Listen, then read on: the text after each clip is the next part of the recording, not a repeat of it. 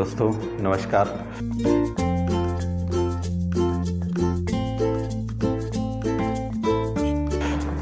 आपका मित्र doctor Praveen Kumar, nice medical institute Bareilly, electro homeopath चिकित्सक, आप लोगों के लिए S1 का पार्ट 2 लेकर के आए हैं। पार्ट 2 मतलब S1 में अभी बहुत ढेर सारी चीज़ें रह गई थी, ये मैंने आपको बताया था।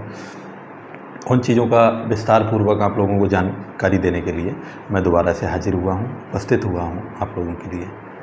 और आप सभी लोग अच्छे होंगे।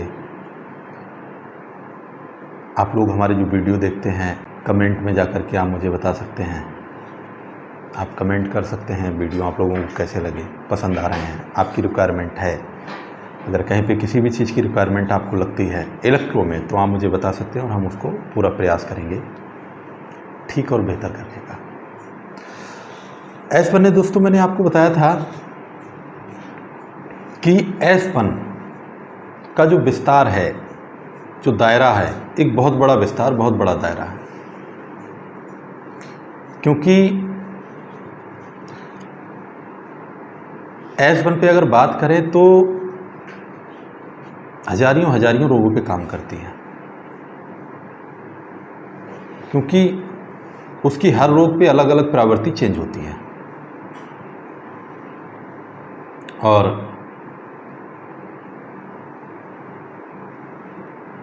लीवर यानी अमाशय से संबंधित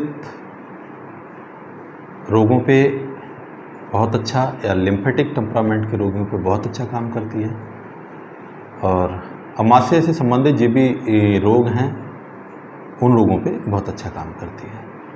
आपको उन पे डायग्नोस करना पड़ेगा, देखना पड़ेगा, उनकी चीज़ों को समझना पड़ेगा, और उसके अकॉर्डिंग आप S1 का उस रोग के अकॉर्डिंग उसका सिलेक्शन करेंगे कि उसको हम नेगेटिव में दें, पॉजिटिव में दें, मीडियम में दें या हायर में दें, तो उसके आपको बहुत अच्छे परिणाम मिलेंगे। इसी संदर्भ में दोस्तों S1 औषधि का यदि पूर्ण रूप से देखा जाए तो S1 का चैप्टर कम से कम महीने भर में भी कंप्लीट होने की संभावना नहीं है। S1 का लगभग लिम्फेटिक टेम्परामेंट के रोगियों पे प्रत्येक रोग में उपयोग करना बहुत लाभकारी है। जो विषैली औषधियां लोग लेते हैं या विषैले पदार्थ लेते हैं, ऐसे पदार्थ या विषैली औषधियों लेने से अगर कोई रोग पैदा होता है तो ऐसे रोगों में भी S1 का बहुत बड़ा उपयोग है। और S1 बहुत अच्छा काम करती है, उन रोगों पे बहुत तेज़ी से काम करती है और उन रोगों को बहुत जल्द ठीक करती है। शरीर से विष को निकालने का बहुत अच्छा कार्य है S1 का, चाहे वो वोमिटिंग मतलब उल्टी के द्वारा हो, चाहे दस्त के द्वारा हो यानी लैट्रिन के द्वारा हो, पेशाब के द्वारा हो, या शरीर में फुफ्फुकी पड़ जाने के द्वारा हो, या पसीने के द्वारा हो, मतलब उसको निकालने का कार्य S1 बहुत अच्छे ढंग से करता है। S1 जो औषधि है वो रक्त प्राकृतिक के रोगियों को अगर आप देते हो तो उनमें कब्ज या घुमनी यानी कि चक्कर आना, इस तरह की भी समस्याएं उत्पन्न करता है, मतलब पैदा करता है। इसलिए ऐसे रोगियों के लिए S1 की जगह आप S2 का सेवन कराएं तो बहुत अच्छे परिणाम मिलेंगे। जो पित्त प्राकृतिक के रोगी होते हैं, ऐसे रोगियों को भी S1 के अच्छे परिणाम नहीं मिलते हैं। पित्त प्राकृतिक के रोगियों के लिए आप S1 की जगह S5 का सेवन कराएं, बहुत अच्छे परिणाम देखने को मिलेंगे। S1 की जगह S5, जो पित्त प्राकृतिक के रोगी हैं उनके लिए। S1 एक ऐसी भी औषधि है जो आप अन्य औषधियां लेते हैं और उन औषधियों से आपको कोई भी समस्या उत्पन्न होती है या कष्ट बढ़ता है या कष्ट उत्पन्न हो जाता है, तो S1 के सेवन से उसको दूर किया जा सकता है। S1 देने से उसमें अच्छे परिणाम आपको मिल जाएंगे।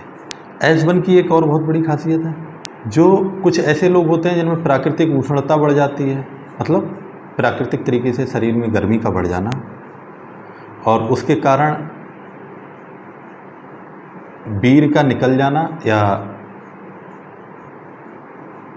स्वप्न दोष हो जाना, इस तरह की जो समस्याएं पैदा हो जाती हैं, और उनके द्वारा जो उनके शरीर में कमजोरी आ जाती है, वीकनेस आ जाती है। ऐसे रोगियों को अगर S1 का सेवन कराते हैं तो आई हुई जो कमजोरी होती है उनके शरीर में, उस कमजोरी की भरपाई हो जाती है और उनकी वो कमजोरी दूर हो जाती है, या उसके द्वारा जो निर्बलता आ जाती है उसको भी दूर किया जा सकता है और अच्छे परिणाम मिल रहे हैं। इसी संदर्भ में S1 के भिन्न भिन्न विधियां हैं।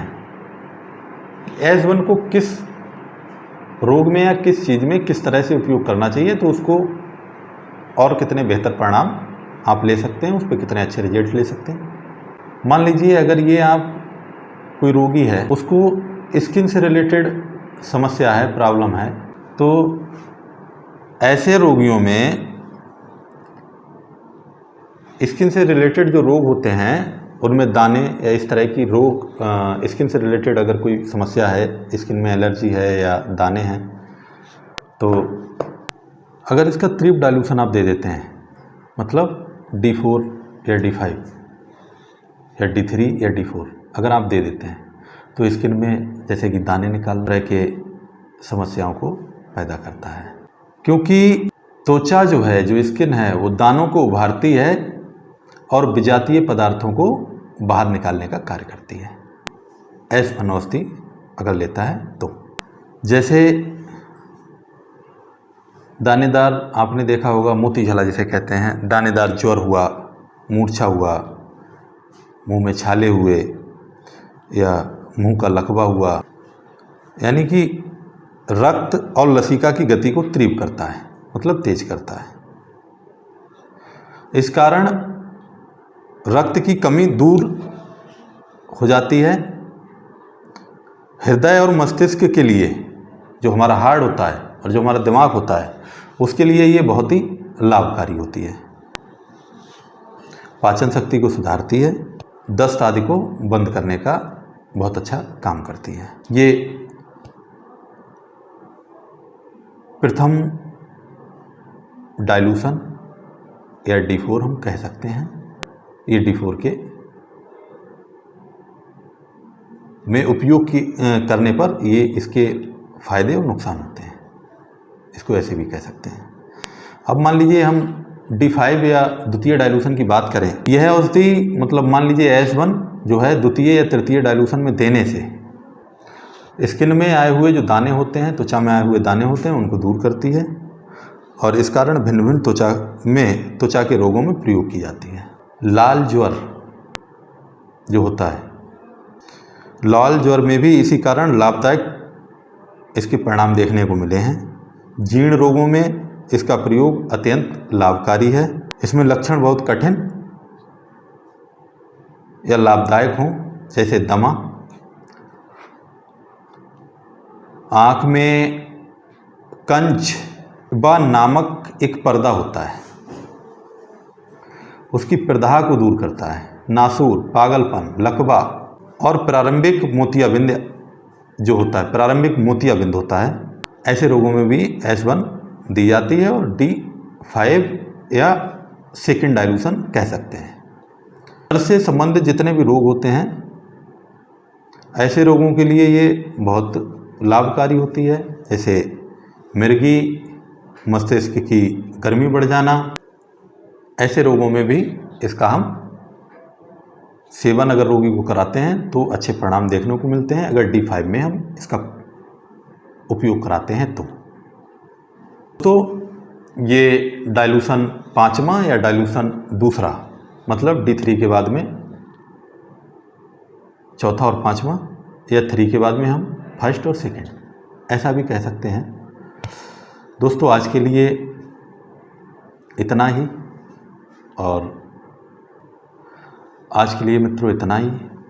अब S1 की जो भी चीज़ें हैं, एक D6 या जो ऊंचे ऊंचे डाइल्यूशन में हम जाकर के अगर इसका प्रयोग करते हैं, इस औषधि का प्रयोग करते हैं तो उसके क्या फ़ायदे होंगे, क्या नुकसान होंगे, ये हम आपको पार्ट 3 H1 का पार्ट 3 कल हम आपको जारी करेंगे और आप उसमें देख सकते हैं और समझ सकते हैं, अपने नोट्स वगैरह भी बना सकते हैं। दोस्तों, हर रोज़ सोमवार से शनिवार प्रति एक दिन हमारे चैनल पे वीडियो भी आ रही हैं और रात्रि 8:30 से रात्रि 10:30 तक, यानी कि 2 घंटे की हमारी जूम पे क्लास भी चलती है, जो क्लास नाइस मेडिकल इंस्टीट्यूट की तरफ से निःशुल्क चलाई जा रही है। और उसमें हमारे और भी डॉक्टर जुड़े हुए हैं जो फिजियोलॉजी एनाटॉमी पे पढ़ाने का कार्य कर रहे हैं या समझाने का कार्य कर रहे हैं। इलेक्ट्रो होम्योपैथ में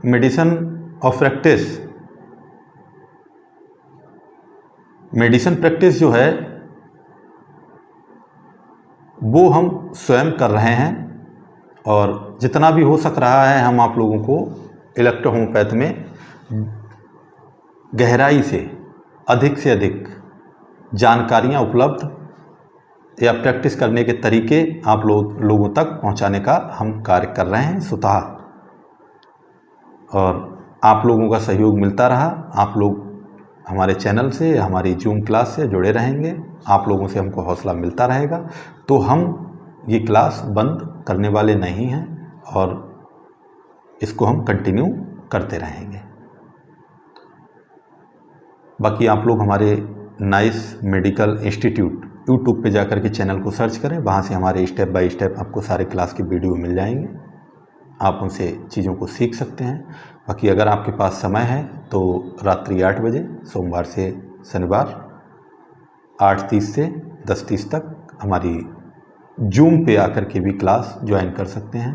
अगर आपको हमारा जूम पे क्लास ज्वाइन करना है तो हमारा व्हाट्सअप नंबर है 86 30 45 0312, 86 30 45 0312।